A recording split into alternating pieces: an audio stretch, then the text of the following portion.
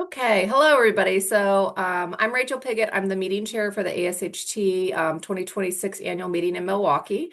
I have one of our first-time presenters from last year's meeting in Salt Lake, Nicole Hoover, and she is here sharing with us a little bit about her experience last year, just as a means to encourage folks to submit for call for sessions, which is coming up on the 20th of February. Nicole, the first question I'll start with is, what did you present at the meeting in 2025 at ASHT? Thanks. Yeah, thanks for inviting me to do this. I am Nicole, like she said, and I'm actually in Milwaukee, so I'm really excited for the next year's conference, this year's conference, sorry. And at the conference, I actually presented two posters and a podium. I got invited for a podium, so that was really exciting. The first was, and sort of the main focus has been, I developed a way to quantify thumb stability during pinch testing.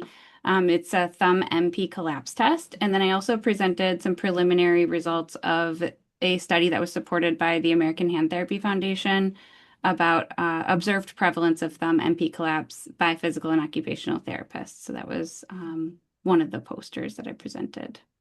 Awesome, really interesting. So a population that we all treat quite regularly, so really meaningful information to be sharing with everybody at the meeting. That's awesome. How did you come up with your idea, just to help spur people to figure out like how would they come up with an idea, you know? Yeah, I think basically if you have an idea that is a research topic or sorry, maybe a gap in our clinical research or an idea for innovating or improving the quality of care in hand therapy, I think both of those are really valuable ways to come about an idea to present at the conference.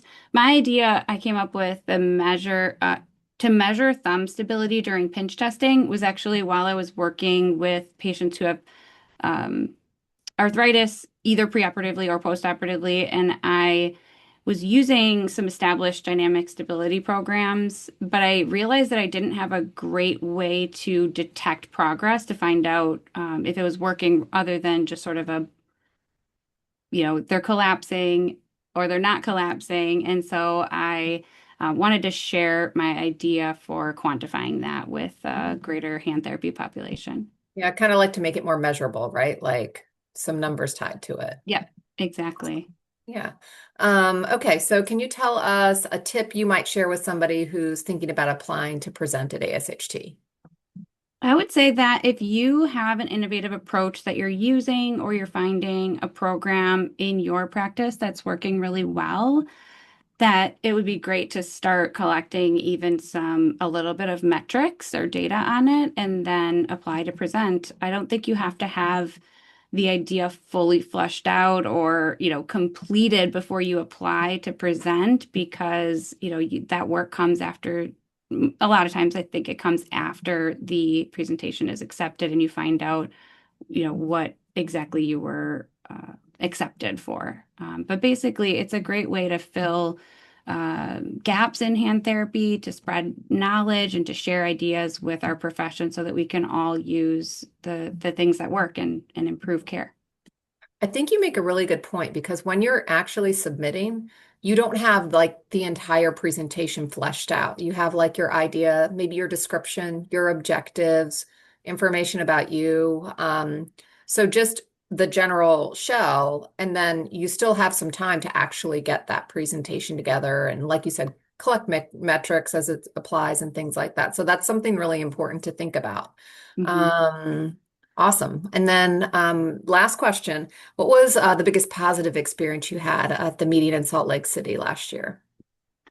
Yeah, so for me, I love sharing ideas with other people and just talking about different approaches by hand therapists. I think there's actually quite a bit of diversity in how we practice, and coming to some agreement about things is always interesting.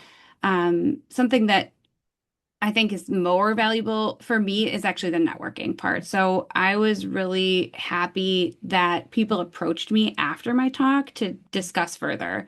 I think that was the most positive thing. It just sort of makes the effort worthwhile when you get that validation that, people want to know more or that they have more questions about how they can bring something into their practice. Yeah, that's if I feel like I completely agree with you, like how big the networking piece is for me for any of those meetings too. So I 100% agree with that. So thank you so much for giving us your time and perspective. I really appreciate it. And hey, hopefully we'll see you in Milwaukee, friend, since you're there anyway, right? Absolutely. Thanks All again. right.